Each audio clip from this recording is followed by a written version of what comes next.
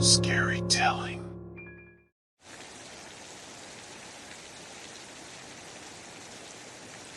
I had always been skeptical of my wife's claims that she had seen a little girl in our house. It was unsettling to think that something as eerie as a ghost was living with us, so I had convinced myself that she was just seeing things. That was until I made a shocking discovery in our basement. I had been planning to do some repairs down there for a while, but had put it off until the weekend when I would have more time. I lifted one of the floorboards to see what kind of work needed to be done, and that's when I saw it. A small skeletal hand was poking out from beneath the dirt. My heart raced as I quickly removed the other boards to reveal the full skeleton of a child. The remains were wearing a tattered party dress and a necklace with a heart-shaped locket.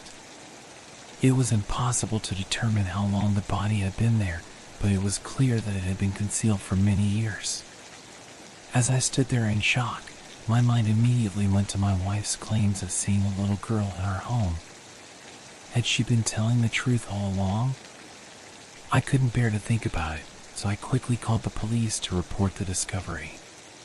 They arrived soon after and began their investigation. They determined that the body had been there for at least a decade, but couldn't identify who the child was or how she had died. The case was now a homicide investigation, and I couldn't help but feel sick to my stomach. As the officers took away the remains, I couldn't shake the feeling that our home was no longer safe. If a child's body had been hidden in our basement for years without anyone knowing, what else could be lurking in the shadows? After the discovery of the child's body in our basement, our home became the center of a police investigation.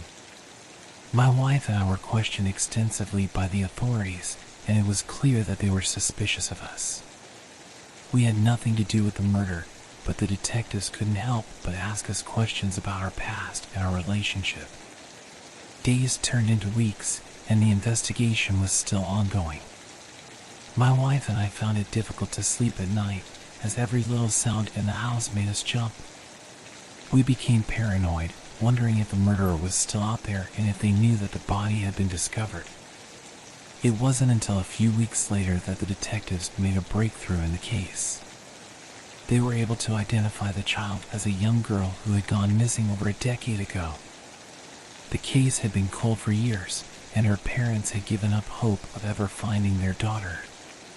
The discovery of her remains brought a sense of closure to the family, but it also brought up more questions than answers. The police now had a list of suspects, including a neighbor who had lived next door at the time of the girl's disappearance.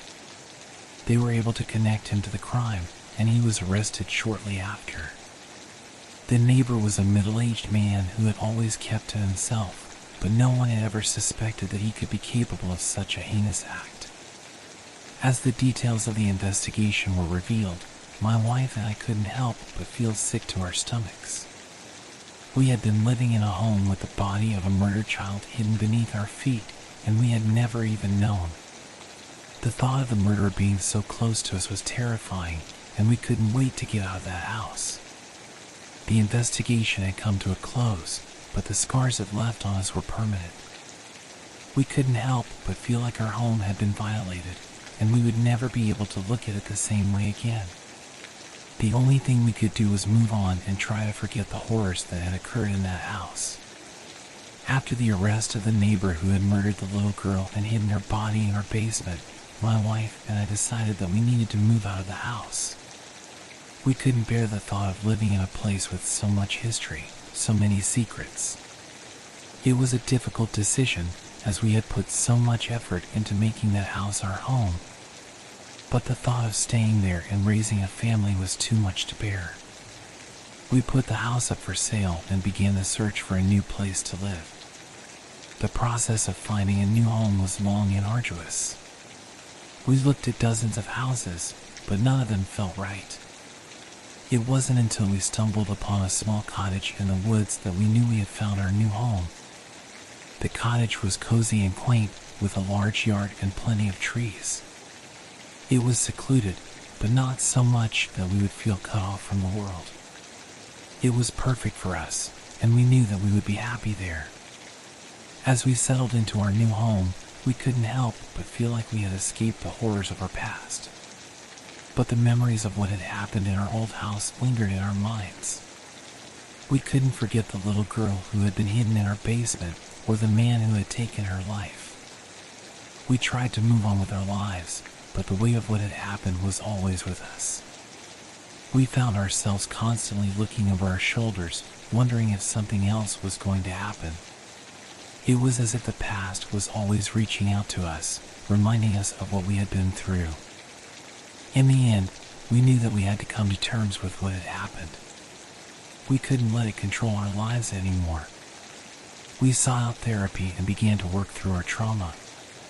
It wasn't easy, but we knew that it was necessary if we were ever going to find peace. As time passed, the memories of our old house began to fade. We still thought about what had happened, but it no longer defined us. We had moved on and started a new chapter in our lives. The horrors of our past had made us stronger, and we were determined to never let anything like that happen to us again. Despite moving on from the horrors of our past, strange occurrences began happening in our new home. At first, it was small things that we dismissed as coincidence or forgetfulness. But as time went on, the occurrences became more frequent and more unsettling. One night, my wife woke up in the middle of the night to find that all of the cabinet doors in the kitchen were open. She had gone to bed with them all securely shut, so she knew that something was off. We both searched the house, but found nothing out of the ordinary. Another time, we came home from grocery shopping to find that the pantry door was wide open, even though we were sure that we had shut it before we left. We shrugged it off as a strange occurrence, but deep down we couldn't help but feel like something wasn't right. As the strange occurrences continued, my wife and I began to feel like we were being watched. We would hear strange noises at night, and sometimes we would catch glimpses of movement out of the corner of our eyes. It was unsettling, to say the least. One night, I woke up to the sound of a child's laughter. At first, I thought that it was just a dream, but then I heard it again. It was coming from the living room. I got out of bed and cautiously made my way into the room.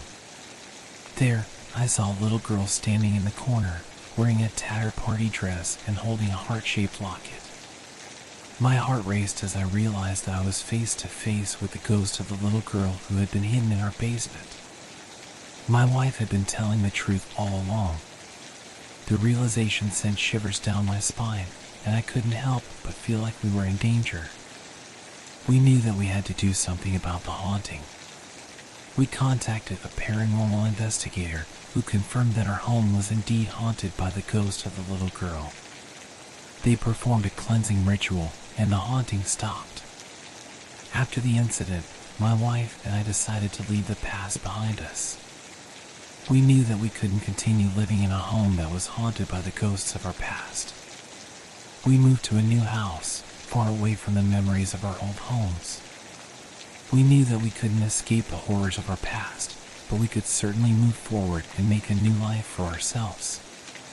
As my wife and I settled into our new home, we made a conscious effort to move forward from the horrors of our past. We knew that it wouldn't be easy, but we were determined to create a new life for ourselves, free from the ghosts of our old homes. We took up new hobbies and made new friends.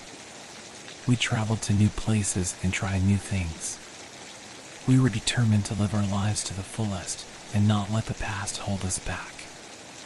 But despite our best efforts, the memories of our old homes continued to haunt us. We would still have nightmares about the little girl in the party dress, and we would jump at every little noise in the night. It was as if we would never be able to fully escape the past. It wasn't until we started a family of our own that we began to truly move forward. The birth of our child brought a new sense of hope and joy into our lives. We were determined to give our child a happy and safe upbringing, free from the horrors that we had experienced. We made a conscious effort to create new memories in our new home. We decorated it with pictures and artwork that we loved. We created a warm and inviting environment that our child would grow up in. We were determined to create a happy home, one that we could be proud of. As the years passed, we slowly began to forget about the little girl in the party dress. The memories of our old homes were still there, but they no longer defined us.